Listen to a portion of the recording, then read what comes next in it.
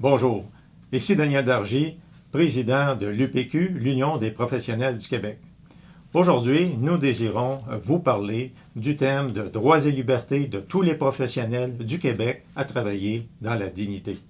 Et pour ce faire, je reçois ici, en incognito, un professionnel du Québec qui a eu le courage de briser le silence pour raconter son histoire qui, bien souvent, je dois le dire, se répète de différentes façons parce que je reçois, comme président de l'Union des professionnels du Québec, plusieurs appels de professionnels dans toutes les disciplines et en parlant un à l'autre, ce professionnel a décidé d'offrir son temps pour expliquer qu'est-ce qu'il a vécu afin de sensibiliser, d'informer et de briser le silence. Donc, merci d'avoir accepté de venir ici pour nous raconter votre histoire. Merci de l'invitation. Est-ce que vous pouvez nous dire combien d'années vous êtes professionnel au Québec? Depuis combien d'années? 24 ans. 24 ans. Vous avez terminé, il faut le dire, comme professionnel, vous avez fait des cours universitaires. Exactement. Vous avez diplômé d'une université au Québec. Au Québec. Ensuite, vous avez commencé à pratiquer. Est-ce que vous avez travaillé, comme la plupart des professionnels, dans une entreprise pour faire les premières années là, de pratique? Oui, j'ai travaillé dans plusieurs entreprises, petites, moyennes, grandes, québécoises, internationales. OK, c'est bien. Puis ensuite, vous m'avez expliqué avant l'entrevue qu'on est en train de faire que vous avez décidé de partir une entreprise comme travailleur autonome. C'est tout à fait vrai. Donc, quand j'ai commencé comme travailleur autonome, j'ai eu une inspection qui est normale. Habituellement, c'est une inspection aux 10 ans si on travaille pour une entreprise. Puis si on est travailleur autonome, c'est une aux 5 ans. Mais excusez-moi de vous interrompre. Quand vous dites inspection, comment ça fonctionne exactement? Parce que là, vous me parlez d'inspection. Comment ça fonctionne dans le domaine professionnel? C'est qui fait ces inspections-là? Dans mon cas, j'ai reçu une lettre de mon ordre professionnel me disant telle date, il y a un inspecteur qui va passer voir notre fonctionnement, comment ça va, mon fonctionnement, comment ça va, puis évaluer, donner des recommandations. OK. Suite à ça, c'était la première au début, ça a super bien été, même reçu une lettre de félicitations, OK. très bien, mais même s'il y avait quelques petites recommandations, mais c'était pour supporter par rapport à la structure administrative. OK. Bon. Ensuite, ça commence à faire boule de neige. Fil en aiguille, on développe un créneau particulier, puis à travers les autres domaines. Puis là, on commence à rencontrer plus ben, dans mon cas, c'est des contracteurs. Puis là, l'équipe grossit, on engage des gens, des techniciens, il faut faire des relevés. Bon. Là, vous commencez à être plus populaire. On commence à être plus populaire. Puis la raison, c'est que normalement, pour faire une histoire courte, d'habitude, il va y avoir un entrepreneur qui va travailler avec un professionnel parce que de fil en aiguille, ils se connaissent, ça va plus vite faire les dossiers, etc. Bon, à cause d'un besoin de percer le marché, j'ai viré ça à l'envers, dans le sens que je me suis orienté sur tous ceux qu'il n'y avait pas de professionnels avec qui les gens travaillaient, les contracteurs travaillaient. OK, donc vous avez été chercher un créneau de marché pour faire votre place. Exactement, un créneau de clientèle. Bon. Fait que, suite à ça, par exemple, mon technicien s'en va sur un chantier, l'entrepreneur qui peut rester toujours bien, c'est correct. Ils ont le gros trailer ou la remorque avec des affiches puis tout ça, puis ils connaissent leurs produits. Bon. Nous, c'est qu'on travaille avec tous les produits. Fait qu'à partir de là, quoi de bizarre qui se passe, Parce que l'entrepreneur, lui, il favorisait une méthode, alors que vous préconisiez d'autres méthodes, mais pour quelle raison? Ouais, pour faire bref, là, le début du dénigrement, mettons, de l'entreprise pour que l'entrepreneur se remonte côté crédibilité. On a découvert que c'était un installateur majeur pour un fabricant X. Puis, c'est ce qu'il privilégiait comme installation. Mais le but d'un professionnel, c'est de travailler pour le client. Puis nous, on privilégiait le coût en autant que ça respecte la loi. C'est ça. Puis, il y avait des différences substantielles. On parle de dizaines de milliers de dollars de différence sur des installations. OK. Pour quelqu'un, une installation résidentielle, c'est assez intense. Donc, l'entrepreneur, lui, pour pas le nommer, faisait ou conseillait d'utiliser tel système qui coûte beaucoup plus cher, alors que vous, comme professionnel, vous vouliez baisser les coûts, puis tout en ayant un système fonctionnel, puis ça n'a pas passé. Exact. Puis pour être précis, il y a 2 points. Le professionnel doit respecter la loi. Fait que, on respectait la loi. Si on faisait ce que l'entrepreneur disait, de toute façon, on respectait pas la loi. Là, quelques années plus tard, on avait pris du galon. Puis là, à un moment donné, ils voulaient nous proposer leurs clients, leur liste de clients, autant qu'on proposait leur équipement. Puis on a refusé de faire ça. Par la suite, il y a eu plusieurs plaintes. Puis là, le syndic nous a envoyé une lettre pour dire qu'il ferait une inspection professionnelle. Et les plaintes venaient de où, vous pensez? Eux autres, c'est aléatoire. Quand ils arrivent, ils disent on a des plaintes, mais on va aussi inspecter les dossiers aléatoires. En sortant les numéros de dossier, on s'est rendu compte que c'était tous du même entrepreneur. Donc, les plaintes venaient d'un entrepreneur insatisfait parce qu'il vous ne vendiez pas ses systèmes. Exactement. Fait que là, on peut faire un parallèle avec le gros cas de comme ça Charbonneau, que si on ne met pas ce qu'ils veulent, ben ils nous tassent. Ça ressemble à ça. Nous autres, on l'a vu tout de suite. Puis dans le processus, ils ont essayé il y a eu une deuxième inspection qui était avec un examen que j'ai passé haut la main. Il y avait quelques petites formations à faire, mais dans les recommandations, il y a des formations que j'avais déjà faites, je leur avais mentionné, puis ils ont mis quand même. Fait qu'on voit l'assiduité des rapports de l'ordre en question. Donc, ils vous demandaient de faire les formations que vous aviez déjà faites. Puis qui avaient été mentionnées. OK. Fait que là, déjà, on voyait, là, pour une instance aussi importante qu'un autre professionnel qui est supposé protéger le public et non une industrie, tout de suite, là, on voyait qu'il y a de quoi qui tourne pas rond, que j'ai commencé à dénoncer. J'ai dénoncé la collusion de l'entrepreneur en question, mais de l'entreprise, c'est une pratique qu'elle a. Puis, il n'y a rien qui s'est fait pour corriger le tir de l'industrie. Donc, là, en tout ce processus-là, il faut bien comprendre, puis, parce que là, on se comprend parce qu'on est professionnel. Vous n'avez pas de moyen de défense, de moyen de parole, d'expliquer à quelqu'un, faire expliquer votre avis, comment ça fonctionne? Ben, déjà en partant, en voyant le résultat du rapport, ce qui nous a frappé, c'est que le plus gros point, c'est que je fais des fautes de français dans le rapport. OK. Bon, là, on s'est rendu compte, comme je répète, que une instance comme ça au Québec, c'est important. C'est géré par le ministère de la Justice. Ouais. On a vu qu'il y avait un gros manque de sérieux ou un gros manque de contrôle de gestion. À partir de là, faire une demande ou une plainte à l'ordre professionnel en question pour corriger le tir, de toute évidence, ça donne rien. Vous aviez-vous des avocats? Comment ça fonctionne? Non, c'est un processus. Fait que, au lieu d'avoir des avocats, quand on a vu le résultat du rapport, c'était plus simple de faire le processus, même si on n'était pas d'accord, mais faire le processus de 2-3 formations et un stage avec un maître de stage qu'on trouve nous-mêmes, en l'occurrence notre compétiteur, parce que... OK, parce que pour faire... L'ordre vous demandait de faire un stage? Oui, un stage pour peaufiner là, les pratiques.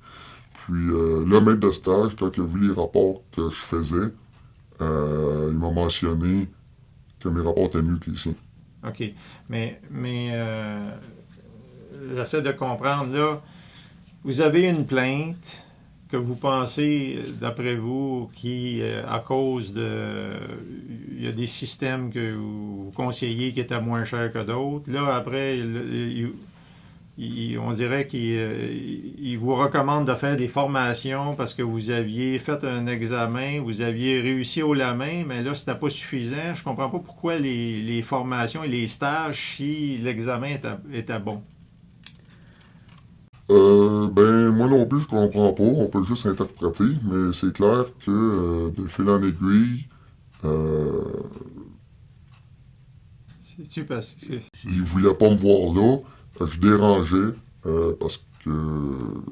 Mais, La- mais quoi qu'il en soit, vous êtes plié, vous avez essayé de trouver. Vous me dites là, il y a un mot qui m'a interpellé.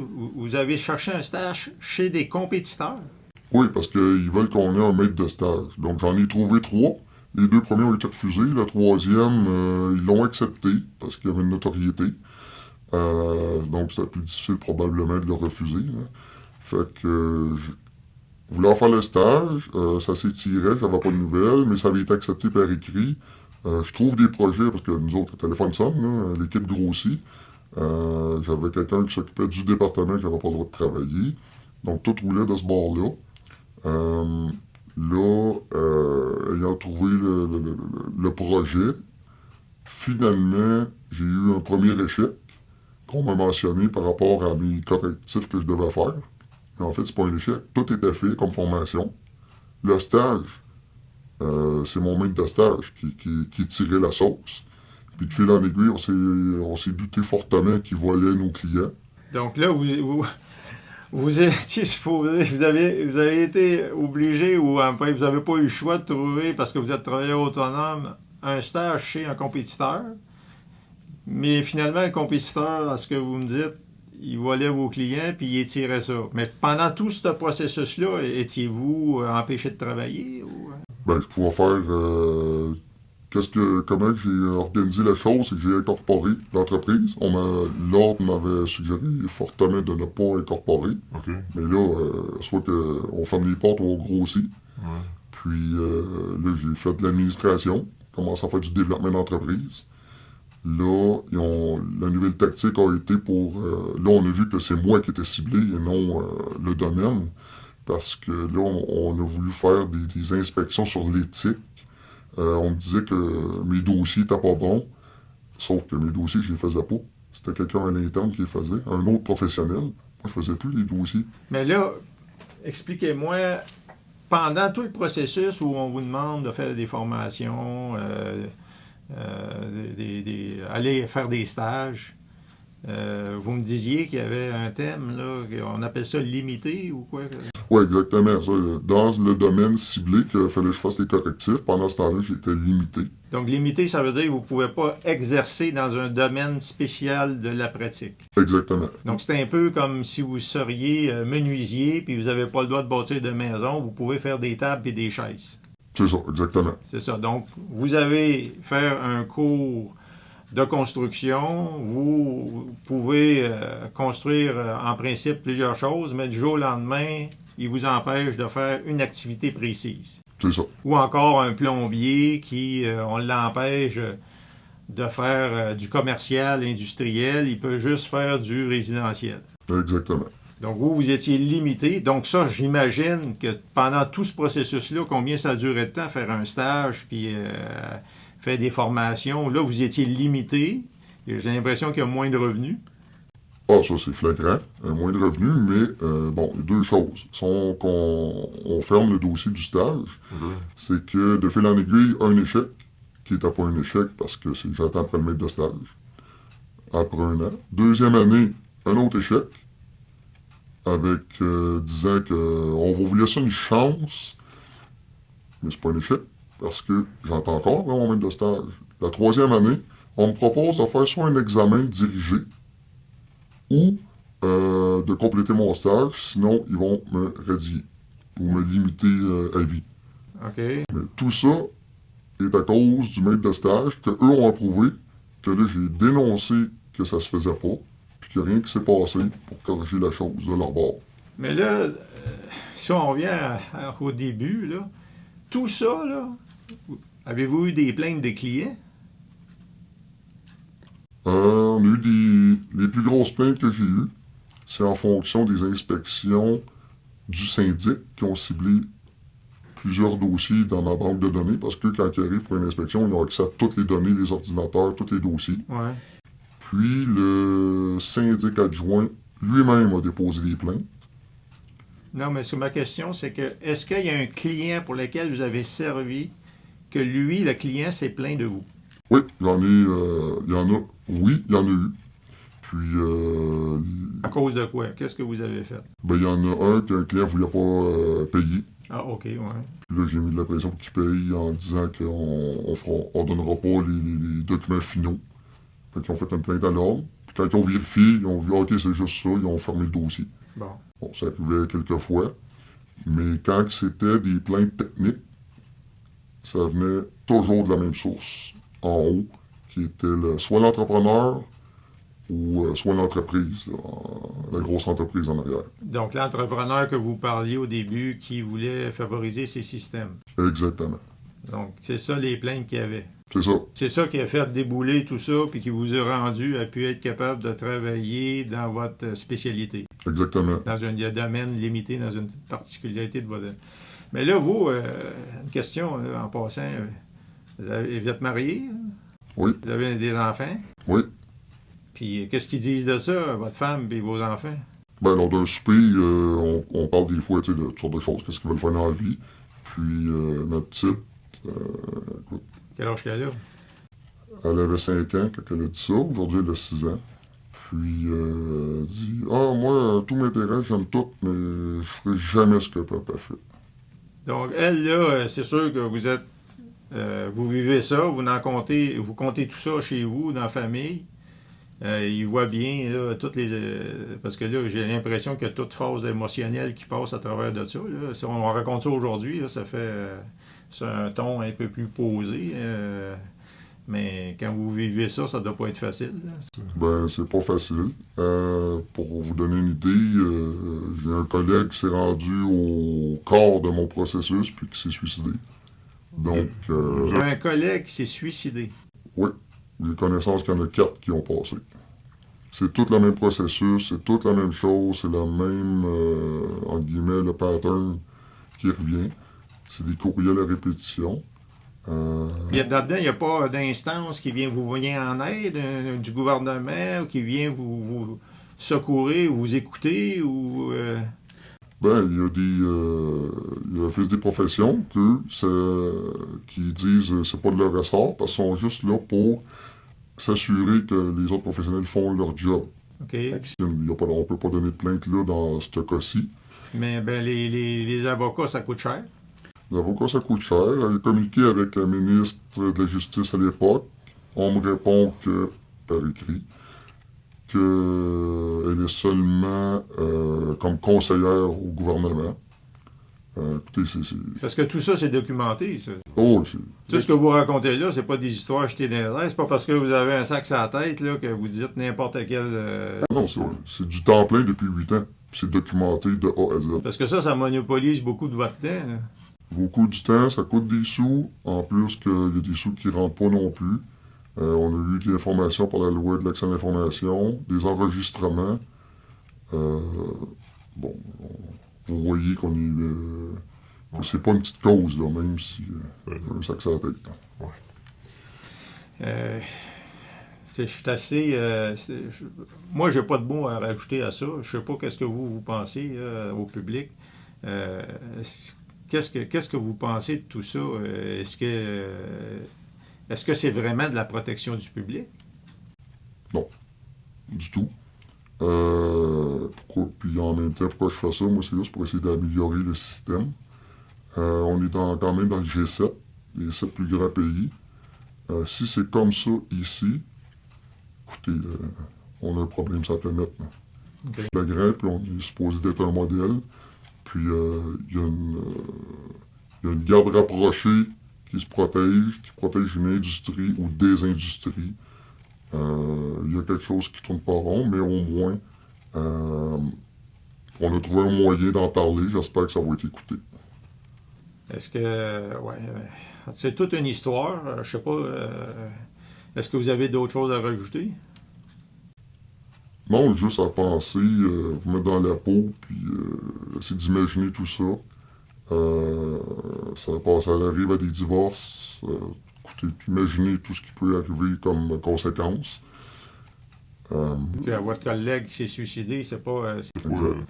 On en parlait, on était assis, mais il faut comprendre qu'il y en a d'autres qui, même s'ils ne passent pas au suicide, là, voient leur vie. Moi, je le sais parce que j'entends beaucoup d'histoires là, comme la vôtre. Là. Je trouve que vous avez eu beaucoup de courage pour venir ici puis raconter votre histoire. On le fait encore bien humblement, il faut le dire, là, du mieux qu'on peut pour expliquer un peu qu'est-ce qui se passe.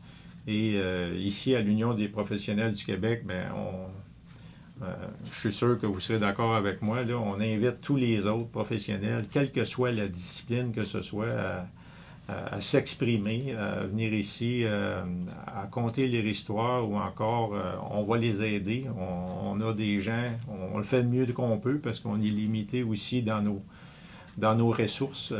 C'est un système assez lourd à gérer, mais on fait ce qu'on peut. Il y a quelques professionnels qu'on a aidés.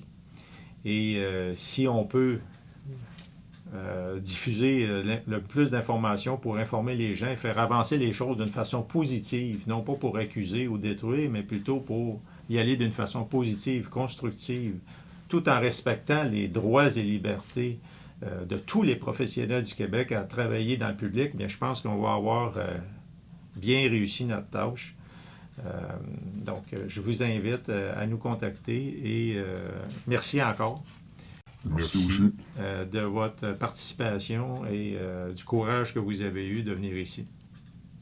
Merci. Merci et à la prochaine.